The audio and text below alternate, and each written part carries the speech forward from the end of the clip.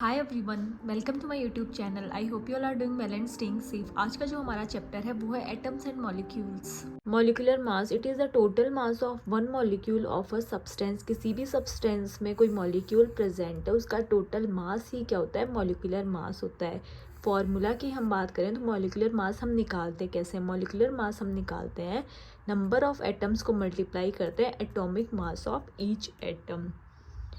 कितने हमारे पास एटम्स हैं और उन एटम्स का एटॉमिक मास क्या है उनको मल्टीप्लाई करके हम मॉलिक्यूलर मास निकालते हैं। यूनिट इसकी होती है AMU और U में हम मेज़र करते हैं।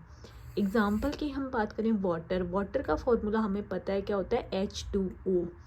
यहाँ पर हमें पता है कि जो हाइड्रोजन है, हाइड्रोजन में नंबर ऑफ एटम्स कितने हैं? 2 हैं। यहाँ पर हमें क्या करना पड़ेगा? हाइड्रोजन और ऑक्सीजन का हमें अलग अलग निकालना पड़ेगा। सबसे पहले हम बात करें हाइड्रोजन की। हाइड्रोजन में नंबर ऑफ एटम्स कितने हैं? 2 हैं। और हाइड्रोजन का एटॉमिक मास कितना होता है? हमें पता है हाइड्रोजन का एटॉमिक मास 1 होता है। तो हम जब 2 को नंबर ऑफ एटम्स को मल्टीप्लाई करेंगे हाइड्रोजन के एटॉमिक मास से तो हमें 2 मिल गया। और वहीं हम अगर ऑक्सीजन की बात करें तो ऑक्सीजन के नंबर ऑफ एटम्स 1 है और ऑक्सीजन का एटॉमिक मास कितना है? 16। तो 1 इंटू 16 16 और 2 इंटू 1 2, तो हमें कितना मिला? 18U।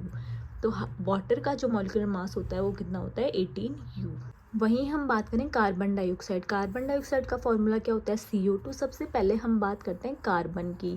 तो कार्बन के नंबर ऑफ एटम्स कितने हैं? 1। और कार्बन का एटॉमिक मास कितना होता है? 12। तो 1 इंटू 12 कितना हो गया? 12।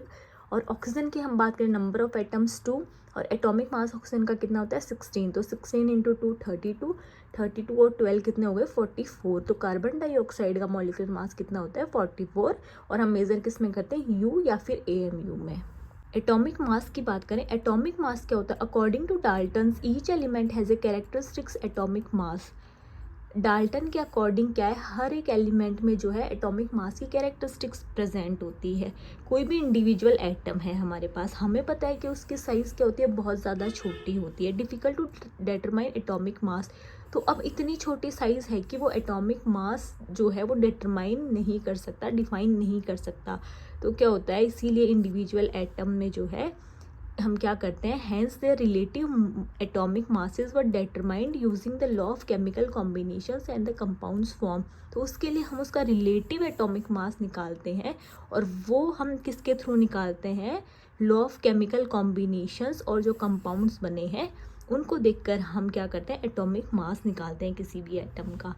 Scientist use the relative atomic mass to compare the masses of different atoms of element. Scientist क्या करते थे? रिलेटिव एटॉमिक मास यूज़ करते थे ताकि जो डिफरेंट एटम्स के एलिमेंट्स के जो एटॉमिक मासेस हैं उनको वो डिफाइन कर सकें। Writing chemical formula. अब केमिकल फार्मूला हम कैसे निकालते हैं? जैसे वाटर का H2 है, हमें कैसे पता चला कि वो H2O है? कुछ रूल्स होते हैं उसके लिए। द वैलेंसीज और charges on the ion must balance. जो वैलेंसीज और चार्जेस हैं किसी भी आयन के वो बैलेंस्ड होने चाहिए आपस में। The compounds formed with poly atomic ion, the ion is enclosed in a bracket before writing the number of indicate ratio. जो भी कंपाउंड्स बना है पॉली एटॉमिक आयन से तो वहाँ पर क्या होता है? आयन्स उसमें एनक्लोज्ड होते हैं। उन आयन्स को क्या किया जाता है? ब्रैकेट में लिया जाता है बिफोर राइटिंग, लिखने से पहले। और वो नंबर क्या इंडिकेट करता है? उसका रेशियो। एग्जाम्पल की हम बात करें NH4 2, तो 2 वहाँ पर क्या है? उसके आयन्स SO4। ये किसका फॉर्मूला है? अमोनियम सल्फेट का। कंपाउंड्स कंसिस्ट ऑफ मेटल और non metal. Symbol of metal written first and non metal symbol is return on right. हमें पता है कि कंपाउंड्स में मेटल्स और नॉन मेटल्स दोनों प्रेजेंट होते हैं। तो सिंबल में हम क्या करते हैं? हम कोई भी सिंबल लिख रहे हैं तो वहाँ पर मेटल जो है वो पहले लिखा जाता है और नॉन मेटल हमेशा राइट में लिखा जाता है। हम बात करें HCl का सिंबल क्या है? H अलग है, Cl अलग है। ये हाइड्रोजन है, ये क्लोरीन है। वैलेंसी की बात करें तो हाइड्रोजन की वैलेंसी 1 होती है और क्लोरीन की वैलेंसी भी 1 होती है। तो वो क्या हो गया? HCl। H2O। अब ये कैसे बना? H2O सिंबल कौन कौन से? हाइड्रोजन और ऑक्सीजन। हाइड्रोजन की वैलेंसी कितनी है? 2 और ऑक्सीजन की कितनी है? 1। तो यहाँ से क्या बना? H2O। क्योंकि हाइड्रोजन के एटम्स कितने हमारे पास? 2। Calcium oxide Ca2O2। 2 से 2 कट गया, क्या बना? CaO। ये हमारा कैल्शियम ऑक्साइड है।